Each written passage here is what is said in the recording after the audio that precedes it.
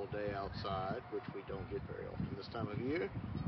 So I wanted to enjoy myself, and we are going to talk about The Giggle, the final 60th anniversary special with David Tennant as the 14th Doctor. Unexpected. This one goes in a lot of places I wasn't expecting, and it's kind of hard to know where to start the review.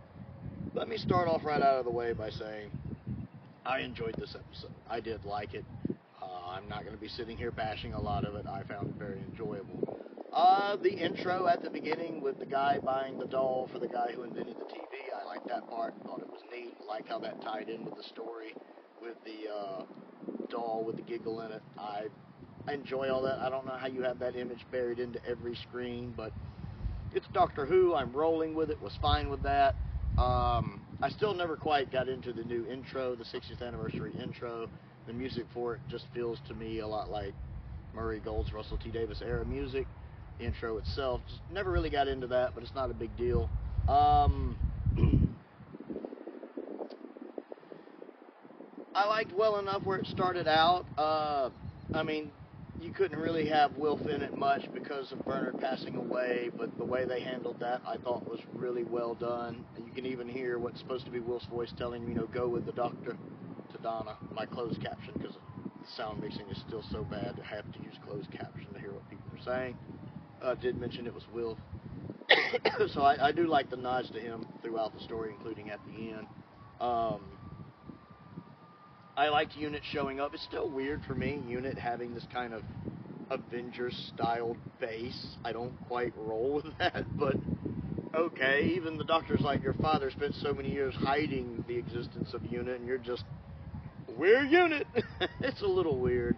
I think the cast is doing a good job. I absolutely love Tennant in the role. Donna is great in this. Kate Stewart doesn't get a lot to do, but Jenna's doing a good job playing her. And Kate feels a little more developed than she has in some of her stories. At least she's not constantly going on about her dad. But you really could have still have just used any kind of Unit person here. But it's good to see her. It's nice seeing Science Advisor 56. I could never remember her name. She's fine. Again, she doesn't really get a lot to do. She's just kind of there.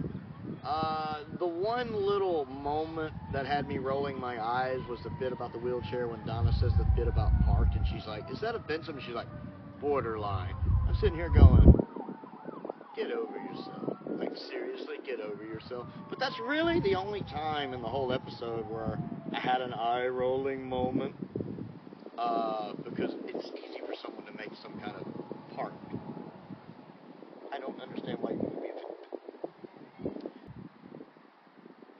Other than that, I liked her. Her character was fine. She doesn't really get a lot to do either, but she's fine.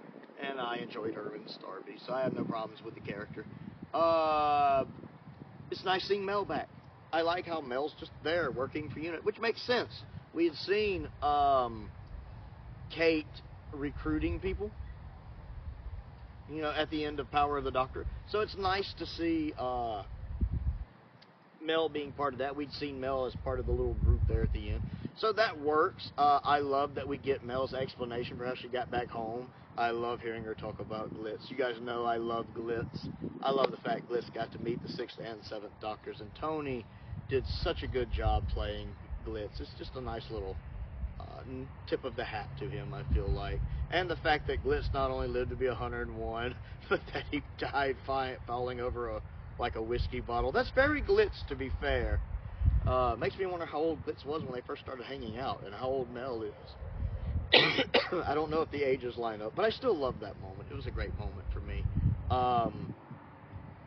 And I like that we actually got to see Mel use her computer skills some, because it's easy to forget she had them, and to see Bonnie get to use her musical skills, because in real life Bonnie's really good at that, with the notes, with figuring out the notes, and how Donna and her both kind of worked on that to figure that. I like that. That was really neat. I felt like Donna had stuff to do. I really enjoy Donna in this episode. She feels like Donna. I love the scene where the Doctor first meets the toy maker, when they're meeting each other, watching the Doctor figuring it out, when he realizes it's the toy maker. And I love how it intercuts with that colorized footage from the Celestial Toy Maker briefly. I wish we'd gotten more of that. like the last maybe 2 minutes of it colorized. I wish we'd seen more of that, where we'd actually seen those final couple minutes from the end of Toy Maker. But seeing the old footage cut in there briefly, I did like that. It just added a little gravitas to it. And seeing Michael Gough on the screen was a nice pleasure for me. I very much enjoyed that. I love Neil Patrick Harris in this role. I should have led with that. Neil Patrick Harris is so good in this. I feel like he's a little underused. We'll get to that, but he is so good in this. What he's doing with the different accents, what he's doing with his facial expressions and his body language, I have to give my hats off. Neil Patrick Harris steals every scene he's in. He is phenomenal as the Toy Maker. I would love to have him back as the Toy Maker. I'll put it that way. I love Michael Gough in the role. Michael Gough is amazing as the Toy Maker, but Neil Patrick Harris is equally amazing as the Toy Maker. He really takes the role and makes it his own. Again, I love what he's doing with all of the accents and what he's doing with his facial expressions. He just sells me on it. It's so disappointing, really, that the Toy Maker feels underused in this. I find the story a little anticlimactic. It doesn't really feel like a special. It doesn't feel like this epic event like I thought it was going to be. There's a lot going on in it, but the confrontations with the Toy Maker when they play the first game, which I guess is technically their second game with the cards, just feels that's it. And then when they have their final confrontation, when they're playing catch, again, I'm like, that's it? I was expecting more. I was expecting the Toy Maker to pull something out of his sleeve. I get he can't cheat, but I figured he would have the deck still somehow stacked in his favor, the deck stacked in his favor. So when he just kind of misses the ball and that's it, and he loses, I'm like, that's it? It was very anticlimactic. I kept expecting more. This feels more like just an episode, maybe a season finale. Not even the most epic of most season finales in Modern Who, but I could see it as a season finale. It doesn't feel like a 60th anniversary special. And to me, that's what I've had to realize with all three of these episodes, is they don't feel like anniversary specials. They just feel like specials. You know, kind of like Tennant's 2009 specials, where they're not necessarily meant to be epic. They're just meant to be episodes of Doctor Who, and that's what they feel like. And they're fine in that. All three of them are fine as episodes. But, like, none of them feel like an anniversary special, even as much as Power of the Doctor did. Power of the Doctor, which is an episode I like. I mean, it has its issues, but I like it. It's kind of like Five Doctors, is where the plot doesn't quite make sense, but it's fun as an anniversary special. You know, the Power of the Doctor really felt like an anniversary special. It really did, with all the callbacks and everything it was doing, previous companions, past Doctors. It really felt like a celebration of 60 years of Doctor Who. These don't quite feel like that. But, judging it on its own, I enjoyed it well enough, even if, again, I feel it's a bit anticlimactic. I enjoy everything going on with Tennant. I love the scene when they're in the Toy Maker's domain in the long hallway trying all the doors. I love listening to the Doctor explain to the Toy Maker about, or explain to Donna about the Toy Maker, and talks about, you know, when I was younger, I was in his dimension and I beat him at his game. And then he mentions the salt might have been what let him come back, doing that at the end. That's a little odd, but it's Doctor Who, we roll with it. And that the Toy Maker had slipped into our reality. That was pretty neat. I like the foreshadowing that there's something else there that scares even the Toy Maker, that the Toy Maker even avoided. The other realm, or the other, whatever it was, there's something even the Toy Maker saw it hidden away and ran from. That's some nice foreshadowing for something I'm sure is coming. But something that scares the Toy Maker, that ought to be interesting. I'm curious to see what's up with that. Finding out that the Toy Maker beat up the Guardians of Time, I'm finding that a little hard to believe, because I feel like the Toy Maker would be on the same level as the Guardians, not higher, not higher, maybe not lower, but not higher. So the fact the White Guardian and the Black Guardian, it might have been, the Toy Maker might have been able to ensnare those in his games. I don't quite buy that. It's a nice name drop, but I don't buy it. It's interesting with the Master, that kind of fits. The Master was dying at the end of Power of the Doctor. I could see the Master in a desperate gamble playing a game with the Toy Maker as the last option. The bit at the end with the gold tooth, I like how that kind of parallels what happened at the end of Series 3 with the ring, with the woman picking up the ring to restore the master later. I like that. We don't know who the woman is. It's kind of weird. Nobody sees her, just standing there on the edge of the helipad. But that's kind of interesting hearing that laugh. And you hear the laughs of what sounds like a lot of the previous masters. Like, I thought I heard Delgado, Missy, just some of the previous masters laugh from the tooth. A lot of them together. I kind of like that, unless I was imagining it, but I feel like that's what I heard. Maybe that will be Jinx, whatever her name is, Morrison or whatever's character. Maybe she's the one who rescues the master or something. I don't know. I'm curious to see how that plays out. Hopefully it'll be a while. I'm in no rush to get the master back, I'll be honest with you. But it's nice to know that when they get ready to bring the master back, they can. Let's talk about the regeneration. I don't really have problems with the regeneration the way some people do. I mean, there have been worse things in Doctor Who. I mean, this is way better than the looms. Like, I always thought the looms was a dumb idea. I've never read Longburrow. I don't really have any desire to read Longburrow, but I always thought the looms was a stupid idea. A lot of the ideas that have come up over the years over how Time Lords reproduce, I thought was stupid. I prefer them just to reproduce the way people reproduce. I mean, the Doctor does have a granddaughter, but the regeneration's different. I like how they filmed the scene. It was weird because I know we weren't toward the end of the episode, so I was wondering, okay, is Tennant going to regenerate halfway through and we're going to get Ncuti Gatwa's Doctor to do the other half? That would be interesting. We've never we've never had the Doctor regenerate like halfway through a story. That would have been interesting. I enjoyed his final lines about, being ready to go, and his final word being Allons-y. It felt fitting. It felt fine.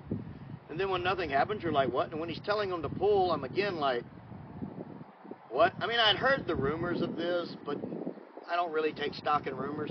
So when they split, and he does the split where it's Tennant here and Ncuti Gatwa here, I was like, okay, they're doing that. Fine. I'm not bothered by this. I don't know why I'm not bothered by this, but I'm not really bothered by it.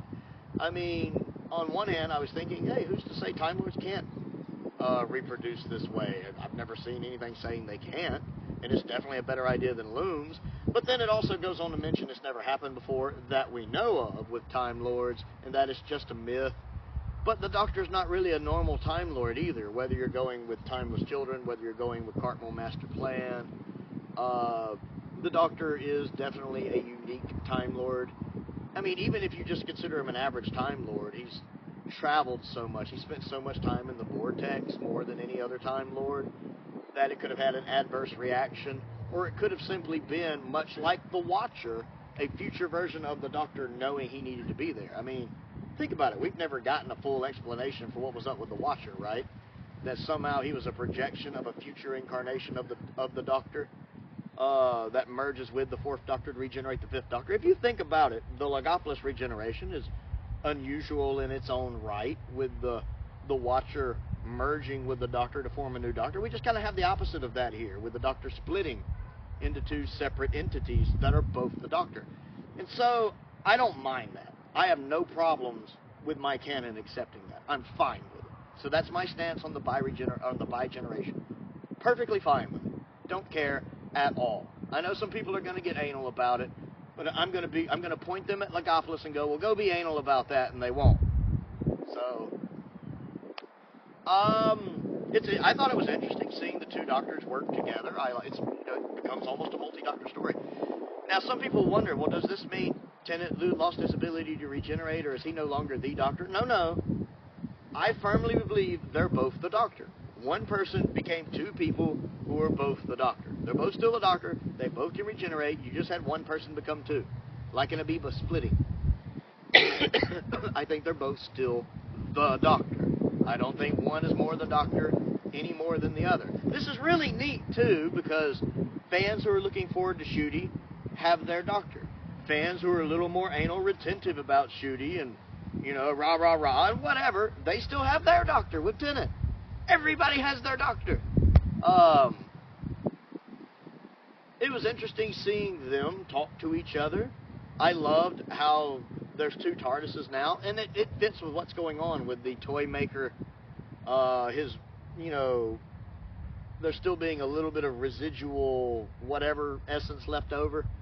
And, you know, the Doctor's still deserving his prize for winning. And so he knocks it into 2 TARDISes. I'm fine with that. It's Doctor Who. Why would I get anally mad about that? It's Doctor Who. I have no problems believing the TARDIS can split. I like that. I like the fact Shooties has a jukebox. That's cool. I like that Tennant's Doctor is taking a second to actually sit down, to rest, to relax, to have family. You know, it's interesting because the curator, Tom Baker's curator, could be a future version of Tennant's Doctor, of the 14th Doctor, that we see that stays behind. Maybe this version of the Doctor doesn't travel as much. Maybe he likes to take breaks every now and then. Maybe the curator is a future version of that Doctor and not Shooty's Doctor. Again, they're both the Doctor to me, equally the Doctor. Shooty's just the one that we're going to be following in the show, that we're, you know, the third person camera lens for. The 14th Doctor will still be there, and I know as soon as that moment happened on TV with the bi-generation, I just know the people at Big Finish came in their pants. I just know they did, because now they can do their Big Finish audio stories with the 14th Doctor, because we do find out at the end the 14th Doctor still takes the occasional trip, so you can still have Donna take trips with him, Rose take trips with him, Yasmin Finney's Rose. You can have Mel taking trips with the 14th Doctor. Big Finish is over there right now going, I need a towel. They're happy. They can do stuff with the 14th Doctor now. And it's nice to know that we can get more adventures with the 14th Doctor in novels and tie-ins. If they want to bring Tennant back for an episode, they can. I don't mind them doing that. It's a great way to bring him back without them having to, well, he regenerated in that face again. We know there is a version of the 14th Doctor still out there. You can bring him back in for a story every now and then. Fine with that. I like Tennant's Doctor. He's a great actor. Shooty Gatwa's Doctor. Not really enough time to make a first impression. Gonna admit, I'm a little apprehensive, though. His mannerisms aren't really clicking with me, and I don't like when he's calling everybody honey. That's just me. I don't like being called honey. Unless it's someone I'm either dating or someone I am sleeping with, someone I'm at least cuddle buddies with. I don't like being called sweetie or honey or darling or dear. That's just a pet peeve of mine. Like if I go to a restaurant and the waiter calls me sugar or sweetie, it annoys me tremendously. So that's just a personal pet peeve I have. So when he's calling like Tennant honey and stuff, it's also, Shooty Gatwa's voice bothers me a little, and that's just a personal preference. I'm sure my voice, you know, people hear my Southern American voice, they probably start subtracting IQ points. I get that. I had the same problem with Jodie Whittaker's voice, for her voice, that nasal, her voice really always bothered me. You know, a lot of people wanted the 14th Doctor. They wished he'd talk with his natural Scottish accent instead of the British accent Tennant uses. I don't really like that because I really don't like Tennant's natural voice a lot. It's very thick. It really bothers me. I was much happier that he went back to using the British accent he uses for the Doctor. Shooty Gatwa's voice I find a little bothersome. Again, that's no reflection on him. That's just how he talks. It's just a personal thing that makes me... Everybody has them. His Doctor, I think it's going to take me a little while to warm up to. Again, I haven't seen enough of him to really judge. I'm really going to need to get a few episodes into him before I really get a firm grasp on his Doctor. So I'm definitely going to wait and do that. But just watching what little bit we see him here, and then I did see the trailer for the Christmas special, which I'm looking forward to. I just don't know. We'll see, though. I'm definitely going to give him a chance. He seems excited to be there, and I'll definitely give him that. It's just not enough of him to judge. I'm glad we got a little glimpse of him. We usually don't get more than a little glimpse at the end of a story with a new Doctor, so we actually got to see a little bit of him running around. I don't quite understand why he's not in pants. Like when he bi-generates, whatever, he's got the shirt and the tie. Why don't the pants regenerate? It's like they just wanted to not have Shooty Gatwa in pants. And I've seen some people, you know, already on YouTube, like for the trailer for the Christmas special, one person's like, I'm still having to get my head around the fact he's not in pants. And I'm like, why? He's just not in pants. It's not complicated. You just don't have on pants. This is not a hard concept to grasp. At least I assume it's not. Maybe for the young people in 2023. So I don't know why they don't have him in pants. It's a little weird for me. But that's just a little, I don't know why they did that thing. It doesn't bother me. But I enjoyed the episode overall. Again, I thought Judy was fine. I need to see more of his doctor to make an impression. I thought all of the cast was putting in good performances. I enjoyed the scene when the toy maker first shows up at Unit. And just everything's going chaotic. He turns the people into balloons. The bullets all turn into roses. I enjoyed the little music. We got a musical number, basically. And it makes sense for us getting a musical number. And I loved it. I loved it. I like when you can do something like that in Doctor Who, but it makes sense in the story. Again, because it's the toy maker, and it has that kind of fantasy element to it. You can work with that. Now, I think the Giggle is better than the Nightmare Fair, because I have read the Nightmare Fair, which, of course, is one of the lost Season 23 stories, one of the original Season 23 stories, which was supposed to have Michael Gough come back as the toy maker, but of course got canceled when they had to change to the Trial of the Time Lord setup. And I like the Nightmare Fair, to be fair. I've never listened to the Big Finish audio. I know there is one, but I've read the novelization of it. It's one of the ones Flyattractor has sent to me. And I liked it well enough. The ending was a little but I liked it. But I like the Giggle better. I do think it's a better story. That being said, I still think I prefer the Celestial Toy Maker over the Giggle. I feel like the stakes are higher.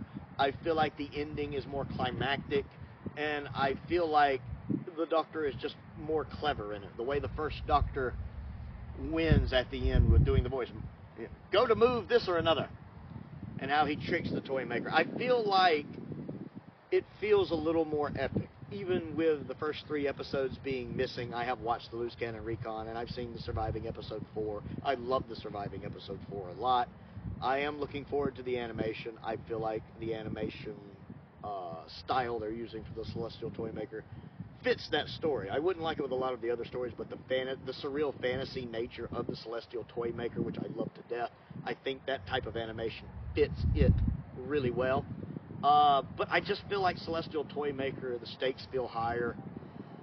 And I feel like the ending is just more climactic and pays off better. But I still enjoyed the Giggle. I thought it was a good story. And again, I didn't find a lot of the, I didn't really get annoyed by any political messaging like some people might. There's, like I said, the one little bit with the parking, with the wheelchair stuff was a little eye-rolling. But that was really it. That's the only thing I can think of off the top of my head. Other than that, I thought it was just a good story. I liked it. I enjoyed it. I have no problems with the regeneration. I thought it was a good watch. I just don't think it lives up to what everybody thought it was going to have to live up to just for being the final 60th anniversary special. I don't think it lives up to that. But just as an episode of Doctor Who, I think it's really good with some tremendous performances, including from our regular cast like David and Catherine, but also especially from Neil Patrick Harris. So the Giggle, what do you think of it? Comment down below and let me know. Other things to do. Don't forget to click the like button and the subscribe button and the bell for notifications so you never miss out on another video. I also have a Patreon if you like what I do and would like to contribute to what I do. There's a link to that down in the description below. I want to give a shout out to some of my top tier patrons, Stephen Crane, Colin Coney, and Tim Perkins. I appreciate their support as I do the support of all of my patrons. It is a big help and it is very appreciated. I also have a P.O. box if there's anything you would like to send me to look at and review. That's down there as well, as is a link to my Amazon wish list and a link to my Amazon UK wish list as well. Most importantly, thank you for watching.